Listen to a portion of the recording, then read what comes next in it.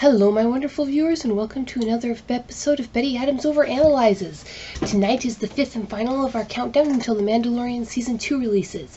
Tomorrow we will have Episode 1 of Season 2 of the Mandalorian, and I plan to drop my Episode 1 review dark and early in the morning tomorrow.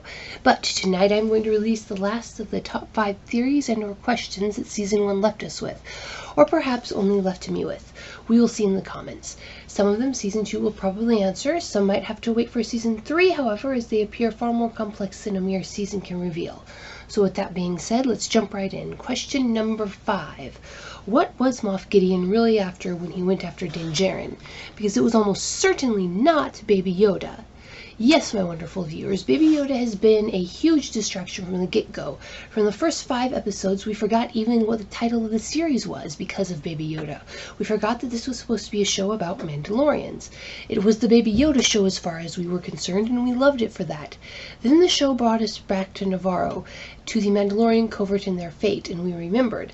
However, we were still focused on Baby Yoda, so was Werner Herzog, so we assumed that Moff Gideon was as well, but the evidence does not support that surmise. But first, tomorrow, the same day that Season 2 Episode 1 airs, that is a dark and early tomorrow, my Indiegogo campaign, Dark and Late That Night, winds down.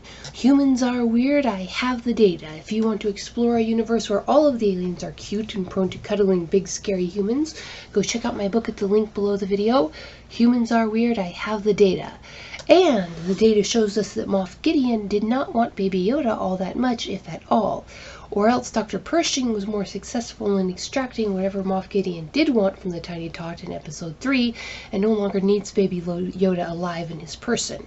Sure, Moff Gideon said that Din Djarin had something he wanted, something he treasured, but what was that thing? Because with Baby Yoda possibly in the room with Werner Herzog, Moff Gideon had his troops open fire and risk destroying the child. Now you might say that Moff Gideon knew or strongly suspected that Baby Yoda was hidden outside of town, as he was in that scene. And this is supported by the fact that there were 2 stormtroopers ready to go out and snatch Baby Yoda immediately.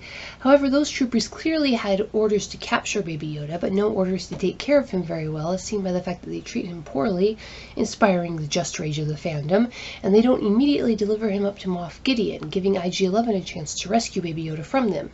If Baby Yoda was the thing that Moff Gideon desired so badly, then they would have orders to report in as soon as they had the child in the bag. Instead, they dawdled. Then IG-11 got Baby Yoda into the cantina with Din Djarin and company, and Moff Gideon just straight up orders the place torched with Baby Yoda inside. This clearly shows that whatever Moff Gideon treasures so much is intensely fireproof. That rules out the very combustible Baby Yoda. Incidentally, this is also the scene that convinced me that Baby Yoda has had some formal force training, and that his toddler-like state was a result of neglect that caused developmental regression. Healing and basic self-defense like pushing, pulling, even possibly choking to a degree might be instinctual, but redirecting a flaming stream of gas had to have been taught. Given how strong in the 4th Yoda Senior and Yaddle were, it is reasonable to assume that Baby Yodelings' force abilities mature early, but that can only have been training on Baby Yoda's part, and it is equally reasonable to assume that Yoda's species begin force training at an early age. Perhaps the species average for force use is what would be considered the level of a Jedi youngling? Speculation aside, I think we can reasonably assume that Moff Gideon didn't know that Baby Yoda could do that any more than we did.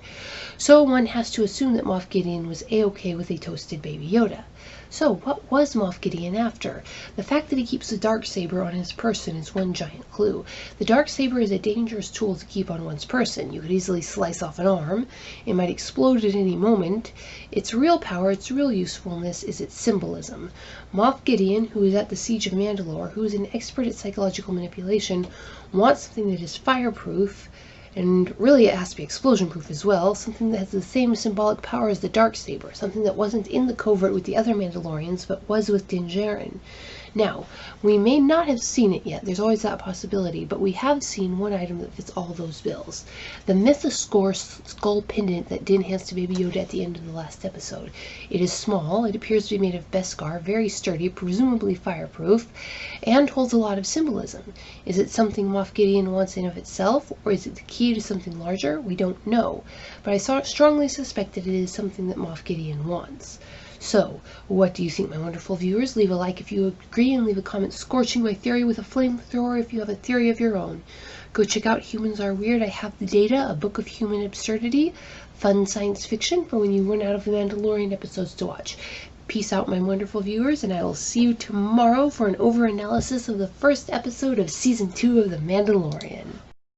And that is our dose of daily weirdness for today. If you found that you like what you heard, wander on over to Indiegogo and purchase a copy of Humans Are Weird, I Have the Data. The link is below. If you don't want to purchase the book or find you can't at the moment, share this around if you think it's worth sharing. Hit up Facebook, Tumblr, whoever, hit that like button, hit subscribe, and I will see you in the next chapter.